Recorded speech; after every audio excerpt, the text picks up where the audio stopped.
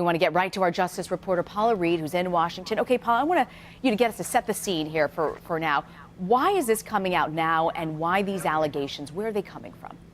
There have been reports over the past several months about this alleged wiretap. It was allegedly for a server in Trump Tower, part of an investigation about Russian banks and Trump business interests.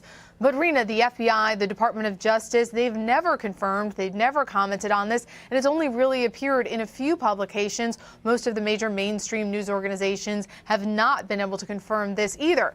The president doesn't indicate any source for this information, but this particular report has picked up steam with conservative media over the past few days. I want to step back for a second here, Paula. As Ben Rhodes pointed out in that tweet, I'm curious how exactly the government can wiretap you. It doesn't come from the president of the United States. Is that correct?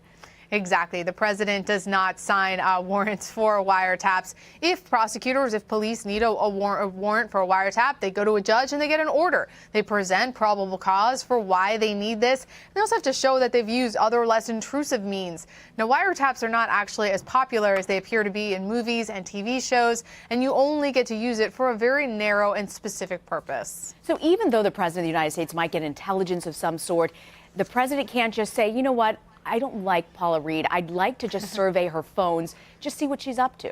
No, that is not the way it works. He would have to, usually the president does not direct the FBI or the Department of Justice. They could, of course, pass off any intelligence that they get to the FBI or the Department of Justice. But the fact is, most of the intelligence the president gets comes from the intelligence agencies here in the United States. So it would be highly unusual. And again, at this point, it is completely unfounded that the president would have ordered a wiretap in this case. I want to talk about how this compares to the FBI investigation of Hillary Clinton's emails. They were publicly disclosed. The facts of that case were presented, but haven't said anything about this alleged probe really about Mr. Trump. So what's the potential fallout for the FBI? They've got a big problem now because they went against their usual standard operating procedure of not commenting on ongoing investigations and not discussing cases where charges are not brought. In the Hillary Clinton case, they had a press conference. FBI Director Comey testified on the Hill, and then they sent updates to Congress on that investigation. So the question now, Rena, is will the FBI do the same for all of these alleged investigations into President Trump and or his associates?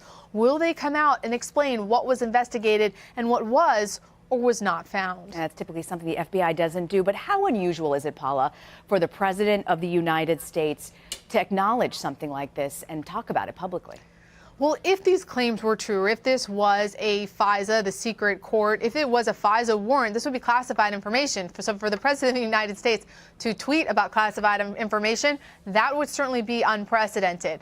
Now, for presidents to remark on ongoing investigations, it is certainly frowned upon by the FBI, but it did happen. For example, President Obama did weigh in on 60 Minutes with his thoughts about whether or not Hillary Clinton broke the law when she chose to use a private server. That did not go over well at the FBI, but we certainly can't say it is unprecedented for presidents to weigh in on ongoing FBI investigations. The difference is, though, here, the FBI, there is no indication that there was actually a warrant for a server in Trump Tower. Okay, Paula, we're going to let you get back to your reporting. Look forward to chatting with you later. Thanks for joining us.